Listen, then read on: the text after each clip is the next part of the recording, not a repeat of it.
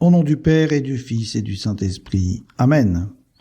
Mon Seigneur et mon Dieu, je crois fermement que tu es ici, que tu me vois, que tu m'entends.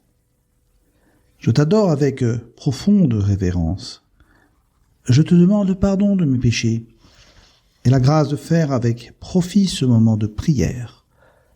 Ma Mère Immaculée, Saint Joseph, mon Père et Seigneur, mon ange gardien, intercédez pour moi.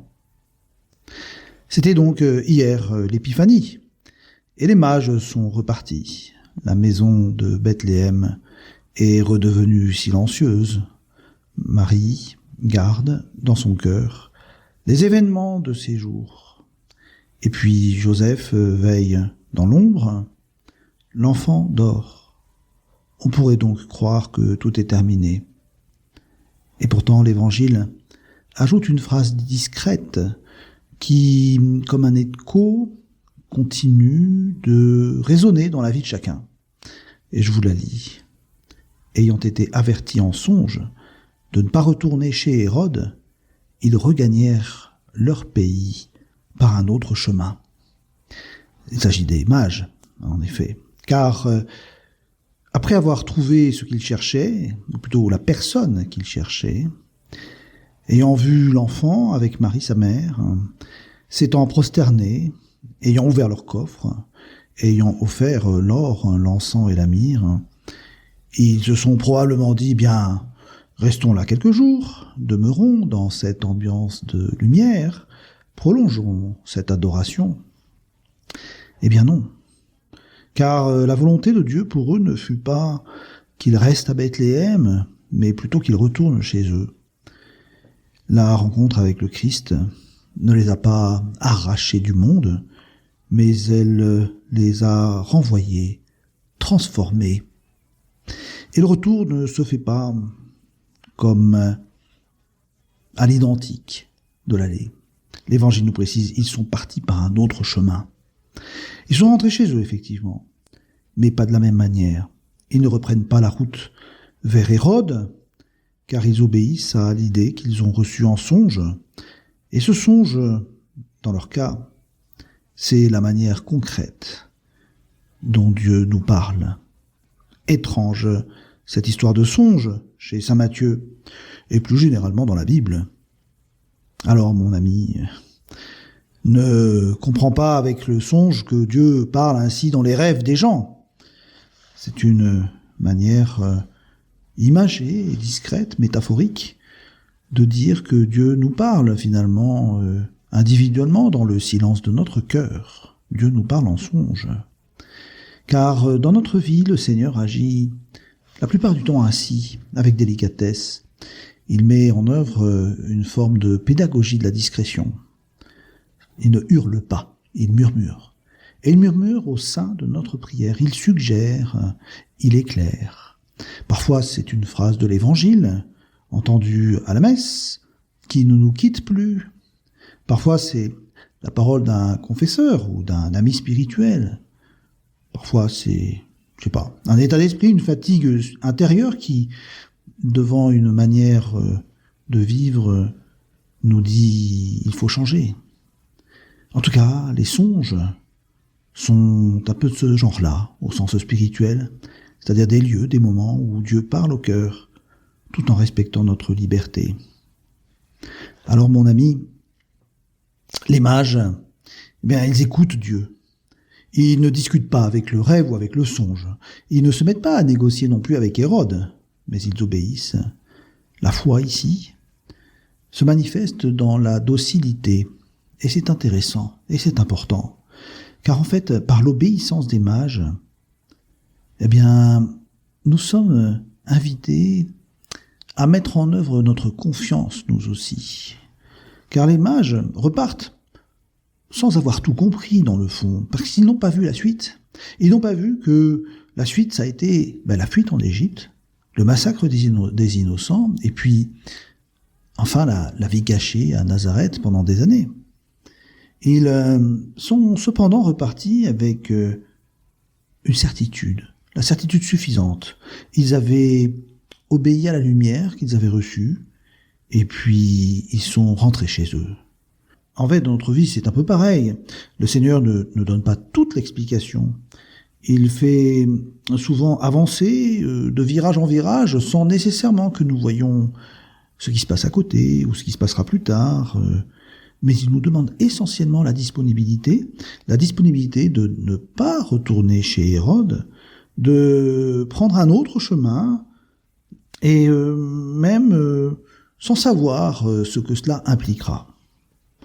C'est ainsi que la foi devenant obéissance devient aussi confiance, et que la confiance devient amour. Alors ces rois mages avaient fait un long chemin guidés par une étoile.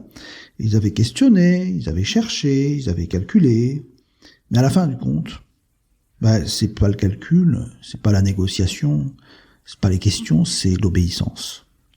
Et il y a un moment dans la vie spirituelle où finalement la réflexion, la recherche ne suffisent plus. Il faut finalement poser un acte qui serait peut-être renoncer à un compromis, mais décider de changer d'habitude, ou d'aller se confesser, ou de couper quelque chose qui nous entraîne loin de Dieu. C'est cet autre chemin qu'il faut commencer à prendre à partir d'une obéissance concrète à la volonté de Dieu, qui nous renverra de toute façon à notre pays. Notre pays, pourrions dire, c'est peut-être cette famille un peu compliquée que nous avons, c'est peut-être ce travail exigeant qui est le nôtre, c'est peut-être ce pays, cette nation qui va mal, c'est peut-être aussi cette fragilité personnelle qui est la tienne et la mienne et qui nous pèse. Mais le Seigneur ne nous dit pas « va-t'en dans un autre monde », non, prends simplement un autre chemin et retourne dans ton monde. Mais ne repasse pas chez Hérode, reviens chez toi, par un autre chemin. Et un chemin qui n'a rien de spectaculaire, car le verset dit tout simplement « ils regagnèrent leur pays ». Dieu ne garde pas pour lui ceux qui l'ont rencontré comme s'il avait peur de les perdre, mais il leur dit « repartez, partez là d'où vous venez, restez là où vous êtes ». Et il nous confie à notre monde. Et c'est certain que parfois on pourrait se dire « ah mais je me trouvais tellement bien dans ce moment lumineux que j'ai vécu comme les mages pour se trouver tellement bien aux pieds de Jésus, Marie, Joseph ». Oui, peut-être c'est de notre côté une retraite spirituelle qui nous a tellement éclairés, c'est peut-être un pèlerinage intense, merveilleux, un rassemblement, c'est peut-être une confession aussi qui nous a libérés. En tout cas, nous sommes passés par des moments spirituels certainement lumineux, mais il ne s'agit pas d'y rester, il faut rentrer. Car la mission commence juste après, regagner le lieu de travail, mais différent, avec ce que l'on a reçu. Car les rois mages sont rentrés dans leur pays en reprenant leurs activités, mais avec un cœur changé. Ils ont gardé en mémoire le regard de l'enfant, le silence de Marie, la pauvreté de la maison de Bethléem, l'humilité qu'ils ont vue. Et ils ont eu au fond d'eux-mêmes l'intuition que la vraie royauté n'habite pas les palais, mais elle habite cette faiblesse-là qu'ils ont vue. On peut imaginer peut-être l'un d'entre eux de retour chez lui, un roi mage se tenant peut-être la nuit sur une terrasse, je ne sais pas, regardant le ciel, ces constellations qui l'avaient mis en chemin, en route. Ce sont les mêmes. Mais le regard a changé. Là où il lisait les astres, les présages dans les astres, eh bien, il voit maintenant un appel à adorer le Créateur. Ces astres sont des créations de Dieu. La situation ne change pas, mais la perspective se renverse, le regard est différent. La grâce fait son travail en nous. Les circonstances ne changent pas nécessairement, mais lorsque nous sommes changés par le Seigneur, convertis par le Seigneur, eh bien, nous transfigurons la manière de vivre les événements.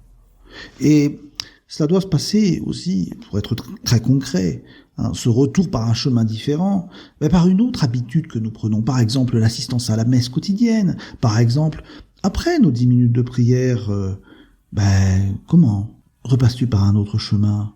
Je sais pas, en évitant par exemple de retomber dans la précipitation habituelle, en essayant de poser un acte de charité auquel tu n'aurais pas pensé auparavant, afin aussi peut-être de travailler avec une intention plus droite, de supporter une contrariété sans te plaindre, et puis aussi éventuellement peut-être à répondre avec patience alors que tu aurais auparavant réagi durement.